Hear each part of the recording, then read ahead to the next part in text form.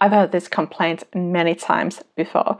A beginning writer can't wait to get to the good parts, the exciting parts of their story, and they're just really not looking forward to writing the boring parts. If this is you, how do you fix that? Well, let's talk about that today. But really, the answer to the question how to write the boring parts of your story is don't. Don't write them. Why? Well, you're about to find out. Generally in my content, I talk about writing novels specifically, but this stuff applies to you even if you're writing like a novella or even a long fan fiction story, as long as it isn't a short story or just a collection of a handful of scenes. By the way, if you're new here, hi, I'm Katri, I'm your new writing bestie, and this is Protagonist Crafts, the place for people who are kind of obsessed with that whole writing thing. So your story, it has boring parts and exciting parts, apparently. So you say. And I think there might be two different reasons why this has happened. Maybe you do have a fairly good plot idea in your mind, or at least material for it, but you don't know how to structure it into like a single readable story. So you just sort of crammed in all this stuff because, you know, you need to have enough length to write a novel, or perhaps you're starting your story way sooner than you actually should. The other option is that you actually only have like a short story idea rather than an entire novel idea. Or maybe you just have like a couple of cool scenes and you think the way to turn that into a novel is just to add all these other scenes there. It's about the length, right?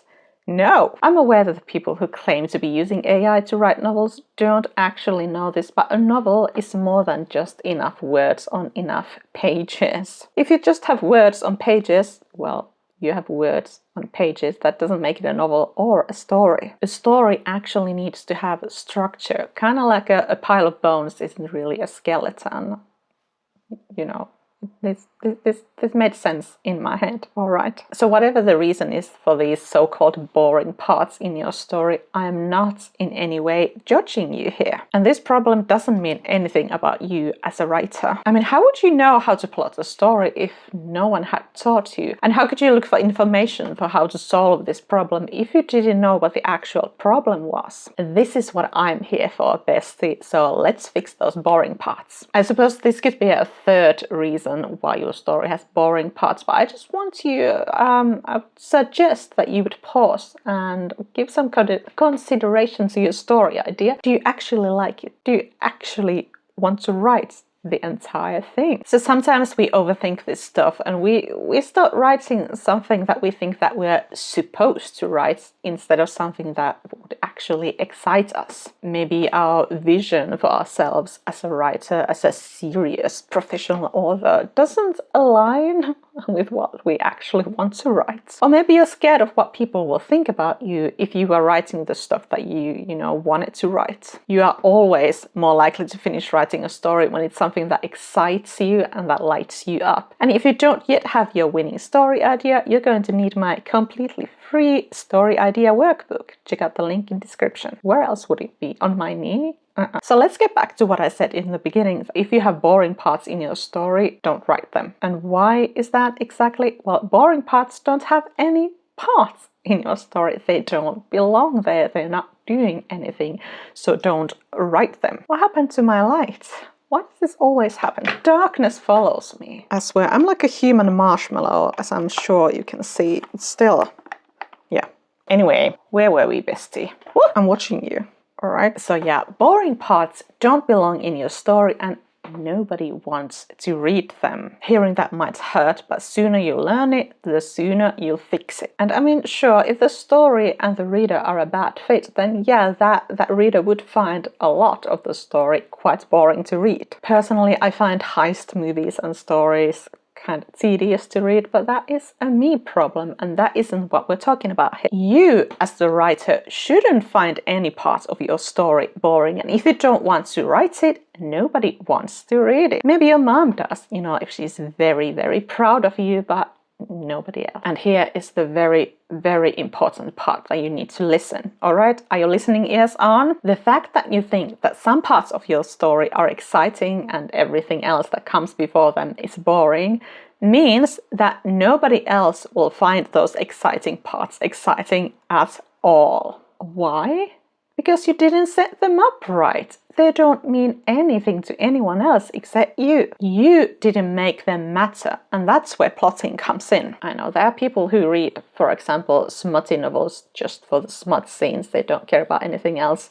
And I guess there are people reading sort of like action crime books just for the exciting action scenes, but I would say those are in the minority, and you probably don't want to be writing for them. You want the whole thing to be good, not just one thing and then with loads of filler, because I don't know, what is the point of doing that? But yeah, if you want to do that, and if that's the kind of stuff that you want to read, then, you know, more power to you, but that isn't what my content is about. My content is about writing novels that are great all the way through. So I don't know, you might want to, you know, click away and go to some other channel, you know. But anyway, since you are still here, let's keep going. So let's talk about why you didn't plot your story the right way. For things to escalate in your story, they first need to start from somewhere. And most importantly, you need to have that somewhere on the page so that we, your readers, can see it too. For an exciting scene to matter to us, you need to show us what is at stake.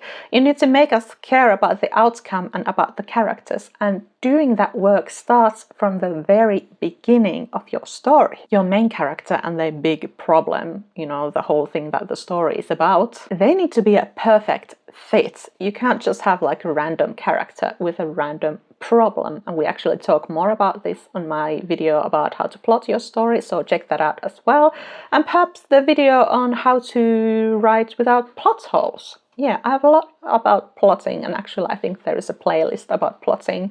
There's only a handful of videos at this moment, but you know, ask and you will receive. I have no idea what I'm doing here. Anyway, ADHD hands. It's a real affliction. So yeah, a problem in your story is a problem precisely because this specific character can't solve it right away for whatever reason. This character needs to be struggling with something. They need to be running away from something. They need to be at a crossroads of some sort in the very beginning of your story. And I don't want to be yelling at you, so imagine I'm saying this in all caps. You need to start building up to your exciting plot events from the very first pages of your story. If you think that the stuff that comes before your exciting scenes is just boring and, you know, just some sort of filler, you're not utilizing your story properly. And you make that stuff matter by adding tension, tension, and tension. Not attention, tension. And when I say that your story needs tension, you might think that it only applies to like thrillers or crime stories, but actually every kind of story needs tension. Yes, the type of events that bring about this tension, that depends on your genre, but there isn't any kind of story that requires zero tension. So here's what tension could be. Something is left unresolved for now. Something is about to go wrong and it can't be stopped. A character says one thing, but obviously means another. It's unsure how something will turn out. The characters are oblivious to something that the reader knows or can see. So as you can see, tension isn't just fights between lovers or a building about to collapse. It belongs in every story and, according to Donald Maass, on every page. So let me just reiterate this one more time.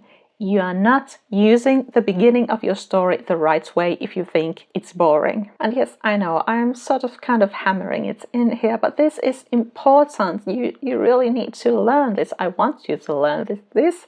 This might just make or break your stories. You know, I want you to succeed. I take great pride in explaining things in an easy to understand way in my content without any sort of like difficult literary jargon that you're just going to have to Google if you don't know it already. So I don't mind taking some time to like explain something properly. I do want to be clear. So I apologize if you already got the points on the first minute of this video, but just in case you didn't, I am going to be repeating myself a little. So if you think that you need to slog through these boring parts of your story before you can get to the stuff that you actually want to write, you're doing it wrong. You are not utilizing the beginning or the middle of your story the right way at all. And again, no judgment. How could you know this if no one had told you? Well, here I am telling you. So here's what the beginning of your story needs to do. It needs to show what your main character is like, including what their personality is like, and especially what their flaws are. They will also have some kind of existing problems before the real big problem rolls around.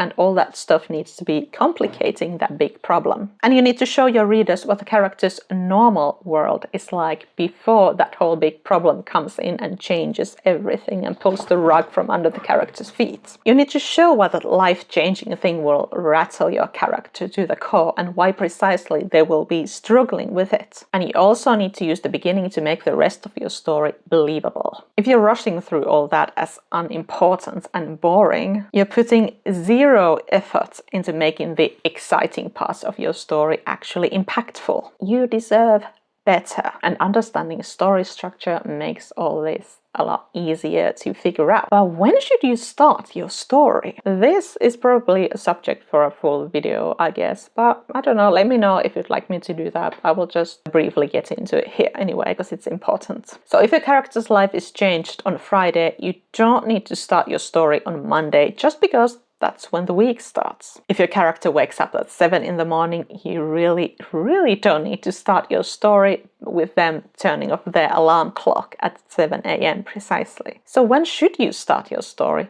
Well, as late as possible, and you should finish it as early as possible. That said, you don't necessarily need to know exactly where to begin the story when you're just writing your first draft. You can always make adjustments later, so just start writing your story and then edit later. Your story is a roller coaster, okay? And you're right, a roller coaster doesn't start with a shocking drop and often doesn't start with a massive climb either, but also it doesn't start with 5 minutes of coasting. You need to get things moving straight away and give people a taste of what is still yet to come. Give your readers just enough context to understand why what happens next actually matters, and lure them into your story's world without boring them or yourself with unnecessary details or with events that have zero significance. So in other words, start as late as you can without confusing your readers. And although a beginning of a story should raise questions, that question shouldn't be, what the hell is going on? Now, did you know that your characters don't know that they're in a story? So part of writing believable characters and a believable story is giving your characters an actual life. As in, they need to have something going on for them. They can't just be like sitting around waiting for you to give them plot events. And you need to know what they would be doing if this whole story thing wasn't happening. What would they be doing on a Friday night if they weren't fighting evil? And your character's life, it doesn't have to be interesting, whatever that means. Like, they don't need to be jumping off planes or punching bad guys in the face. And in fact, they don't even need to be happy. And they could be bored, but they do need to be doing something, and you need to show that something in the beginning. So for example, Rose Tyler had a fairly unfulfilling and uninteresting life before the doctor swooped in and changed everything. But even if he had never appeared and changed her life, we would know exactly what Rose would be doing. She'd just be like hanging out with Mickey and eating chips and listen to her mother nagging at her about something. It might not be much to write home about, but it's still something, and we would know exactly what the something would be. But anyway, we've been talking about the beginning of your story a lot. What about the middle? Because a boring, I don't know what they call it, it's not slaggy, soggy, slogging middle. That is apparently a big problem for a lot of writers. So yes, the beginning needs to carry a lot of weight, but what do you do with the middle? A boring middle comes from a poor understanding of plotting and story structure. And again, no judgment here. Who has taught you this stuff? Oh, nobody? Well, you're about to learn it. I still don't have like a full video about story structure, but I do have a blog post, so check it out. The middle of your story, it isn't just like buffer time between the beginning and the end of your story and to slow your reader down. It does have a purpose. So when your main character is hit with this big problem, they will come up with some kind of a plan for solving it. And this plan is heavily affected by what this character is like. So their personality and their flaws, you know, their environment, what people tell them to do, what they believe in, you know, all kinds of stuff. Mostly, though, for the first part of your story, this character will be reacting to the problem and trying to get back on their feet. Because your character has been thrust into this new world, they need to be learning the ropes of it. They need to be learning new information, new skills, perhaps meeting new people. The second quarter of your story, it needs to deliver on your premise, and this is what Save the Cat calls fun and games. So whatever kind of shenanigans you promised to your readers, this is where it needs to happen. And there should be some kind of a upwards or a downwards trajectory until the beginning, until the middle. Until the middle of your story, when something else comes in and changes things again. And it could be like a big event, or it could be some kind of information that changes everything. And it needs to serve as a turning point in your story, and it makes your character proactive and not just as someone who reacts. However, they will still be misguided because they haven't quite learned their lesson. And from here, things usually get more tense and dark. Things will start to escalate even further, and this character's mistakes and flaws, they will definitely be catching up here. And you need to lead this character into a rock bottom. What is boring about that? Now, maybe that rock bottom is the exciting part. Well, it needed to start from somewhere, so the parts that came before it, they definitely weren't boring. So as you can see, the middle of your story, it also has a purpose. What you also need to remember is that your plot needs constant movement. And yes, it isn't like here you are and then whoop, you get to the end. It goes like, you know, something like that. But as you can see, constant movement. So that is the second ingredient besides tension that a story that isn't boring is going to need. And really, now that you know what the beginning and the middle of your story are for, I'm sure you can see that there is no space for boring parts in your story. When your character gets new information, they need to act on it. And then they get some other kind of new information, perhaps from trial and error. Again, they act on it. When something doesn't work, they try something else next. Where there's action, there's naturally a reaction. Cause and effect keep your plot moving all the way through. So what does this mean for the middle of your story? Nothing can happen if you don't put it into motion earlier, and the end of your story will fall flat if the middle doesn't keep things moving. But let's talk about those exciting parts of your story. So tell me, what are the fun parts that you actually want to write? I'd like to hear about them. So what is it that you actually want to write instead of all that other stuff? Is it an exciting fight scene? Is it a steamy bedroom scene? Let's talk about it. Do romance novels usually start with a couple already in bed, already totally into each other? No, unless that story is about something else besides them getting together. If it's in the beginning of your story, it's a part of their normal world, and it's setting up your story and revealing what your characters are like. Useful? Yes, but not exciting. We don't even know these people. Romance novels are satisfying to read because your characters need to work for their happily ever after. You need to push these characters together and then pull them apart and then push them together and again pull them apart before they can finally get each other. These characters kissing or getting between the sheets will mean nothing to your readers unless you've already showed them why it needs to happen and then put all kinds of obstacles in the way. So what about action?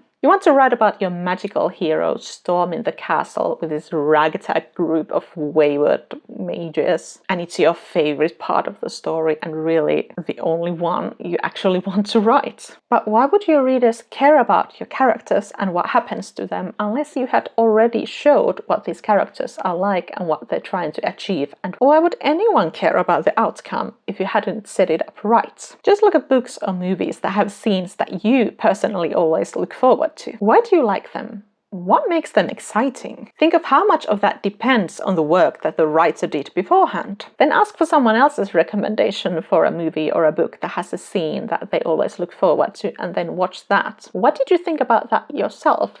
What made you connect or not connect with that exciting scene? Then use all that knowledge in your own stories. I'm not pretending to know what every single person in the world wants from the stories that they read or watch.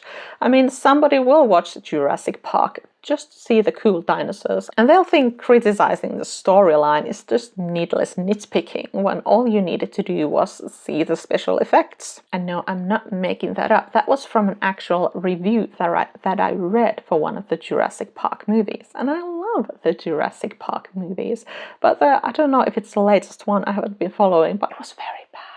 And it was just, there was no writing there. I didn't give a shit about any of the characters. But you know, some people, they're not going to care about that. They just want to see the dinosaurs. But I would say that these people are in the minority. And anyway, you are writing a novel, they can't see the dinosaurs, so you have a lot of work to do there. But since you've watched all the way here, unless you are secretly in love with me, I assume that this stuff matters to you too. So you do have your work cut out for you. And it's okay, that's the writer's work. What else would you be doing? I don't think you want to write forgettable and disposable stories and whatever is the literary version of fast fashion. I think you need to go to TikTok to find out. Please just assume that your readers want stories that make sense, that they want to keep reading all the way to the end because they genuinely want to and not just out of spite. So now what? Do you have to rewrite your entire story? Probably.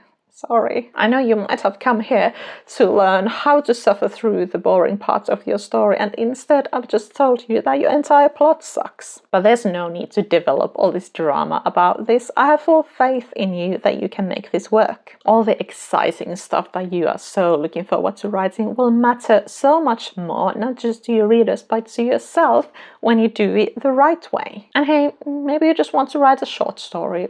Maybe your fanfiction story only has a few scenes, and that is fine as well. We don't all need to be writing novels. And you know, also, I'm pretty sure there are many different subreddits where people write, you know, just like sex scenes, for example, or, you know, very short horror stories or just horror scenes, and that is fine. That is a valid way of sharing your writing with people. Again, we don't all need to be writing novels.